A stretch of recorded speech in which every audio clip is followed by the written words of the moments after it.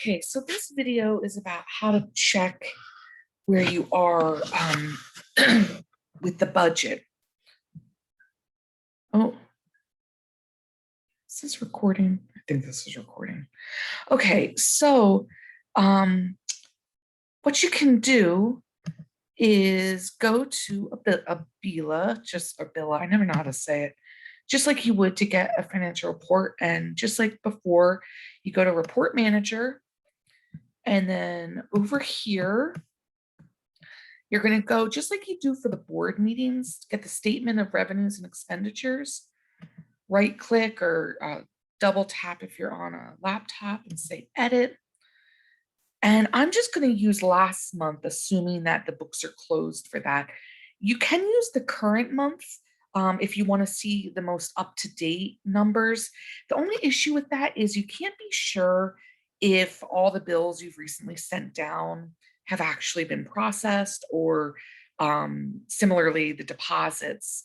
There are ways to check that. Like if you know you just sent down XYZ invoice, we can check to see what are the latest invoices paid, so you can kind of see how accurate it might be. But this gives you a general idea. So we're doing last month. We go to filter. Sorry, my screen of myself is in the way. And we're going to do 035 and then print a screen.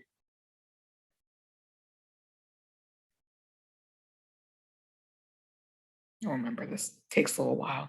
So basically, you do the same thing you do for the board meeting. The print a screen comes up. You're going to the display. You're going to do this, the export to Excel. So I'm actually going to stop this. And I'm just going to pull up an old one, like as if we had already exported it. Sorry, this guy's acting crazy. So go to,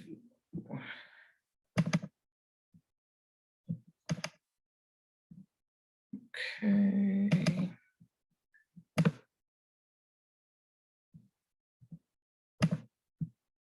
Just gonna close this things down. Okay, let me share my screen with the new one. So this is from May. That's the latest one that I have. So this is what it looks like when this is the one that Ron sends out. Sorry, I actually meant to open up the raw one so you can see what that looks like. Here we go. Here's DO Financials June. Sorry, I should have had these open before. I wasn't thinking. Okay, so this is like the raw material again. It tells you at the top with these headings what everything is. So on the left, in C, column C, you'll see this is what we budgeted for the whole year. So, you know, our guess based on previous years of what we think we're going to receive in revenue and what we think we're going to spend in expenditures. This is the year-to-date actual, so up to and including, it would be June for this one. And then this is what actually happened in the current period. So the current period, you just have to be careful of that. If you had just run the report for, you know, 1 month, that'll be for that month. If you're running a custom report, like you want to see everything from, you know, February to June, that's going to be that period. And then this gives you the variance of how much off you are from the budgeted amount. And it's nice, it also gives you the percent. So you can see here, you know, for example, we made, what's this, $50.95 in June in DVD rental, $446 for the year so far, and we're hoping to make $3,500. I think what you were asking about was budget in terms of expenditures. So let me scroll down here. So you'll see library materials, and we have, you know, current period was 3,700, So we basically, this is telling us we have 5,700 left to spend, 26. Same for these other ones. The only kind of weird thing with some of these is if people have donated specifically for these funds, we don't count it in there, if that makes sense. So I know, for example, that I think it's $1,500. Actually, it might be 2,000. I need to check on that. But it's let's say it's 2,000 of this was a specific donation just to buy books. So we haven't spent as much as what we budgeted for out of regular operating expenses, if that makes sense. Similarly, um, the children's books expenditures are a little higher than they'd be for this time of year normally, because Jill did the cart for in honor of your mom, those donations. So I think that was $1,500. Um, these numbers, they rarely end up at the end of the year exactly where we're guessing we're going to hit. And part of that is because the state requires that 12% of our expenditures are on collections. So it's this line right here where it says total library materials.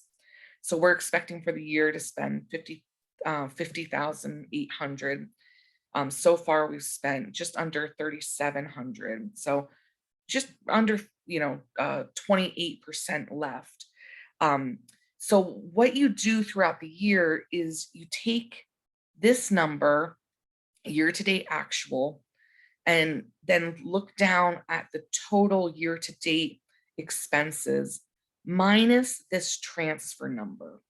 This number is not a real number. That's not a good way to explain it.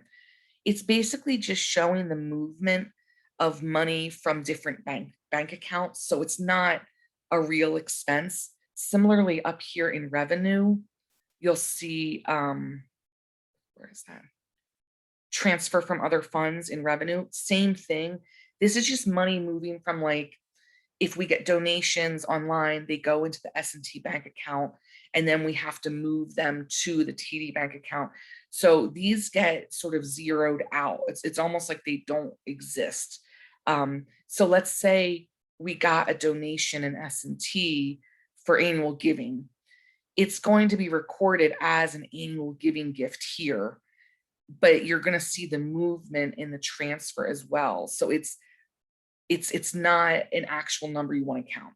So anyway, to get that 12% number, what you do throughout the year is you look at where are we at year to date with total library materials, divide that by the total expense for the year less this transfer number. And then you can see around where you're at.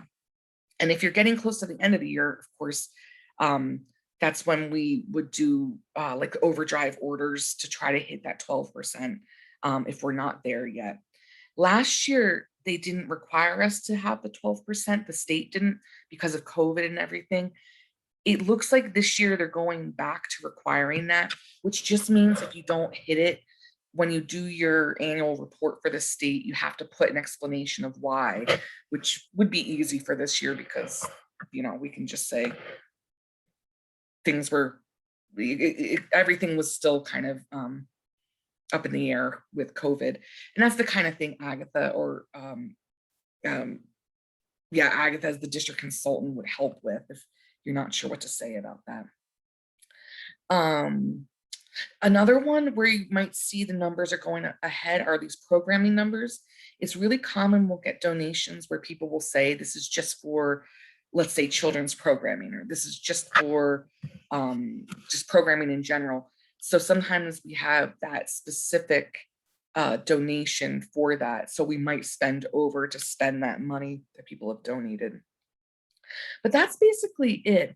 The other times you might see numbers go over commonly is in this line, maintenance, building and grounds, because it could just, we don't know what might break down and need help. Like the furnace was an example. That's something that's not going to show up in here because it's a capital expense, which just means it's something You probably know, but just in case, like, it's something that is to fix or improve the building. It's not a recurring kind of expense.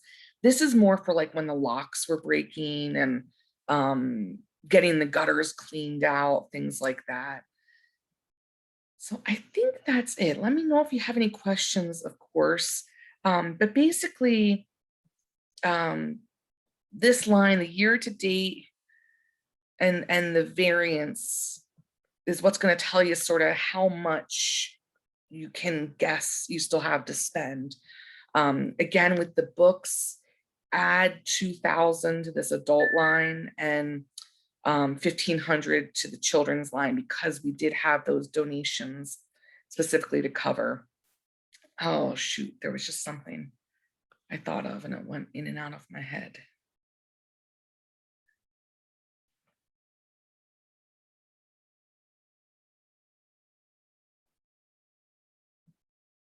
I can't remember.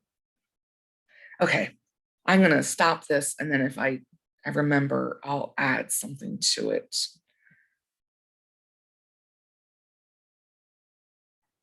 Oh, the other thing I want to say too was all these other numbers are basically, you know, like telephone service. You can take this and divide by 12, and that's what we expect each month's service will cost. Not everything is like that. So for example, um, let me find one. Equipment maintenance agreement. So that could be things like how we pay Brandywine Valley HVAC quarterly to come out and do maintenance on like the filters and all that stuff. So we have a contract with them to do that. So that's a quarterly expense. So that's not going to hit the same way month to month. You're not going to see like, okay, that equal amount came out.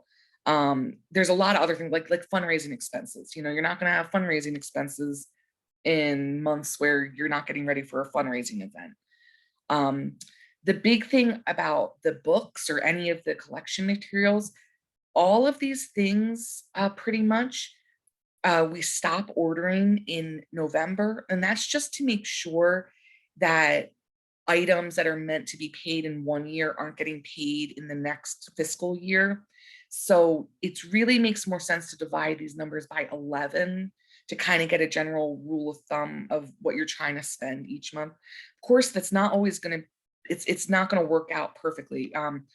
There's times when more books come out, like before the summer, heading into the holidays. The summer is really the big one where you see a ton more books come out.